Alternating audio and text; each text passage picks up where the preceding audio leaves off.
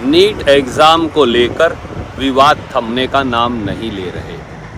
NEET exam को लेकर 24 लाख बच्चों, उनके माता पिता और लाखों करोड़ों और देश के बच्चे जो डॉक्टर, डेंटल डॉक्टर बनना चाहते हैं, उनकी मन की शंकाएं ख़त्म नहीं हो रही। नीट एग्ज़ाम को लेकर लीपापोती का मोदी सरकार का खेल, एनटीए का खेल और तामझाम और गड़बड़ झाला लगातार चलता आ रहा है। सवाल ये है कि इसका हल क्या है।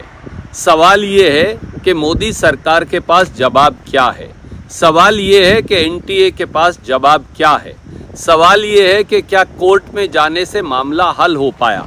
हमने देखा कि कल सुप्रीम कोर्ट में एनटीए ने ये कह दिया कि 1563 वो बच्चे जिनको ग्रेस मार्क्स दिए गए हैं और जिसकी वजह से बहादुरगढ़ के एक ही सेंटर से 6 टॉपर बने हैं, उनके ग्रेस मार्क्स वापस लिए जाएंगे और उनका एग्ज़ाम दोबारा करवाया जाएगा।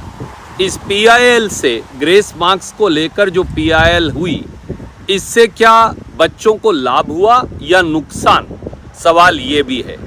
हमारा ये मानना है कि एनटीए और मोदी सरकार लीपापोती करके 1563 बच्चों का एग्ज़ाम दोबारा करवा के नीट के पूरे मामले पर पर्दा डालने की साजिश कर रहा है। 1563 अगर बच्चों का एग्ज़ाम दोबारा भी हो गया तो क्या उससे मूलभूत नीट पे जो शंकाएं हैं, जो गड़बड़ झाले के इल्ज़ाम हैं, लीपापोती के इल्ज़ाम हैं, उनका हल निकलेगा? सवाल ये भी है। इल्ज़ाम क्या है? सबसे पहले तो इल्ज़ाम ये है कि नीट में पेपर लीक हुआ या उसकी आशंका है।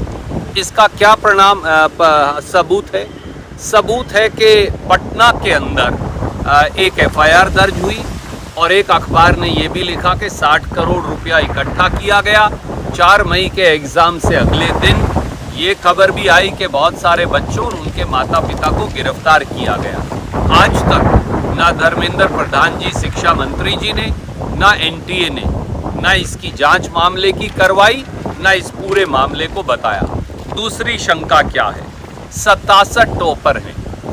ठीक है, अगर आप 1563 बच्चों का एग्ज़ाम करवाएंगे तो बहादुरगढ़ के एक सेंटर के 6 टॉपर हट जाएंगे। 61 टॉपर तो फिर भी हैं। 61 टॉपर कैसे आए जब पिछले सालों में ये टॉपर हुए ही नहीं?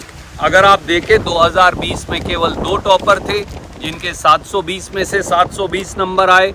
2021 में 3 टॉपर थे। 2022 में जो टॉपर है उसके केवल 715 नंबर आए। 2023 में 2 टॉपर थे और 2024 में 67 टॉपर हैं।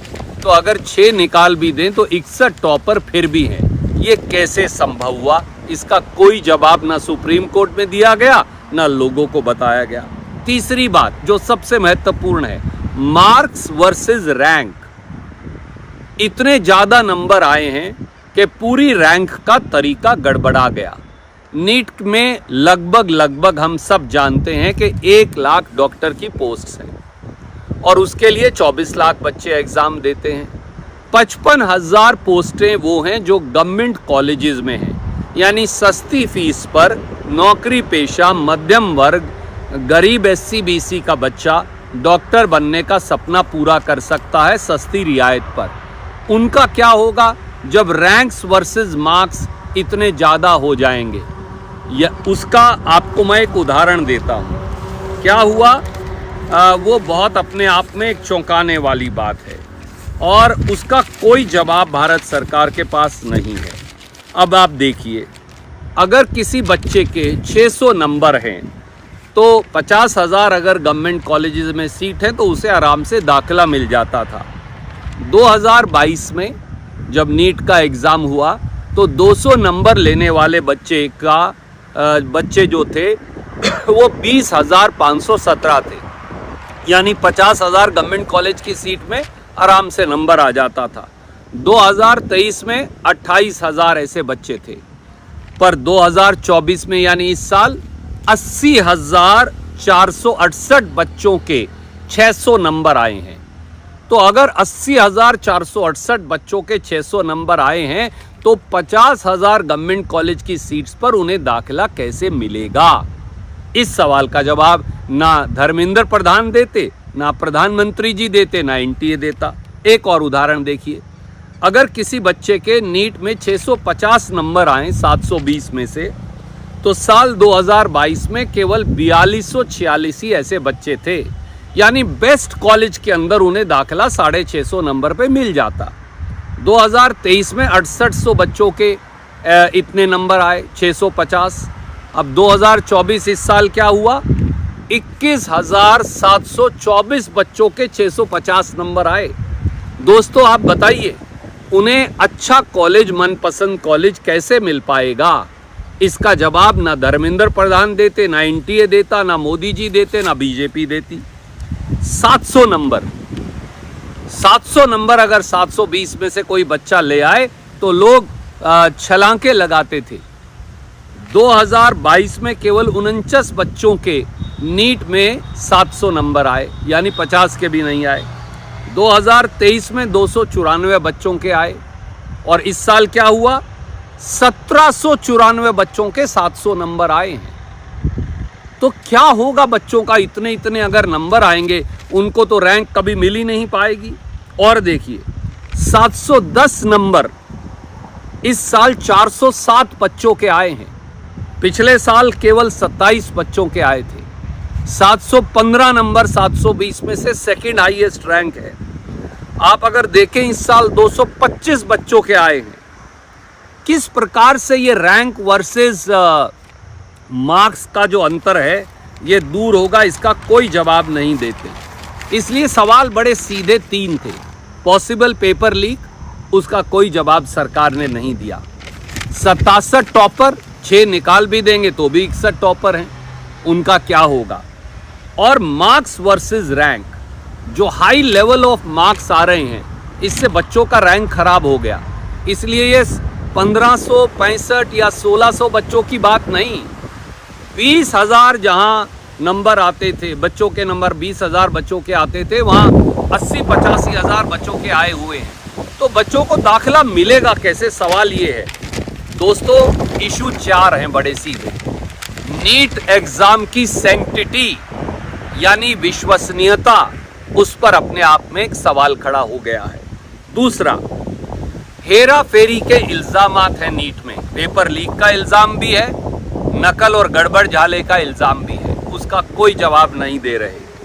तीसरा, एनटीए यानी नेशनल टेस्टिंग एजेंसी की क्रेडिबिलिटी पर सवाल है, उसका कोई जवाब नहीं दे रहे। और चौथा, नीट का टेक्निकल और फोरेंसिक ऑडिट क्यों नहीं करवाते, उसका भी कोई जवाब नहीं है। सुप्रीम कोर्ट में जो बयान दिया वो केवल लीपापोती का एक सिस्टम है, उससे नुकसान ज़्यादा हो गया, बच्चों का फायदा कम हुआ। अब मैं एनटीए की क्रेडिबिलिटी के बारे में आपसे एक आखिरी बात और कहता हूँ। अब 67 टॉपर हैं, अगर आप 6 निकाल भी दे तो भी 61 टॉपर रह गए। एम्स दिल्ली में 56 सीट हैं, उनको कैसे मिलेगी? पहली बार 720 में से 720 नंबर लेकर भी आप एम्स दिल्ली में दाखिला नहीं पा सकते। एनटीए अब क्या कहता है कि सीरियल नंबर ऑफ एप्लीकेशन के आधार पर फैसला करेंगे। कल को आप बोलेंगे मैं कैसे कपड़े पहनता हूं इसके आधार पे करूंगा, मेरा कद क्या है इसके आधार पे करूंगा, मेरे 10वीं या 12वीं में नंबर क्या है इसके आधार पे करेंगे। ये कौन सा क्राइटेरिया है टॉपर में से टॉपर चुनने का? ये बड़ी अजीबोगरीब बात है। ये दिखाता है कि दाल में काला नहीं, पूरी दाल काली है। और एक इल्ज़ाम और भी आ रहा है कि जो हरियाणा के फरीदाबाद में जो लगातार टॉपर मिले एक ही लाइन के अंदर लगभग नज़दीक, उनमें से एक बिटिया तो 12वीं में फेल हो गई। जो 12वीं में फेल हो रहा है वो नीट में 720 में से 720 नंबर कैसे ला रहा है? क्या पेपर लीक हुआ था पटना में? क्या 60 करोड़ रुपए बांटे गए थे? एफआईआर जो दर्ज हुई उनका क्या हुआ? इनमें से किसी बात का जवाब ना मोदी सरकार दे रही, ना शिक्षा मंत्री धर्मेंद्र प्रधान दे रहे, ना एनटीए दे रहे, और ना इसका हल सुप्रीम कोर्ट में निकल रहा। एक ही हल है साथियों कि नीट की विश्वसनीयता, क्रेडिबिलिटी और उसकी एग्जाम की सैंक्टिटी दोबारा साबित करनी पड़ेगी। उसका सीधा हल है 8 जुलाई को सुप्रीम कोर्ट में मैटर लगा है, उससे पहले नीट एग्जाम का एक इंडिपेंडेंट फोरेंसिक ऑडिट हो, यानी एक एक बात की जांच हो, टेक्निकल ऑडिट हो, और अगर जहां गड़बड़ झाला हुआ, हेरा फेरी हुई, उसकी दूध का दूध पानी का पानी सामने आए। नीट पर पर्दा डालना सॉल्यूशन नहीं, केवल सुप्रीम कोर्ट इसका हल नहीं निकाल सकता। सरकार में अगर हेरा फेरी नहीं की, अगर एनटीए में हेरा फेरी नहीं है, अगर दुर्भावना नहीं है, अगर आशंकाओं को दूर करना है, तो नीट का ऑडिट करना पड़ेगा, टेक्निकल भी फोरेंसिक भी, और उसी से हल निकलेगा और इसकी इंडिपेंडेंट जांच होनी चाहिए।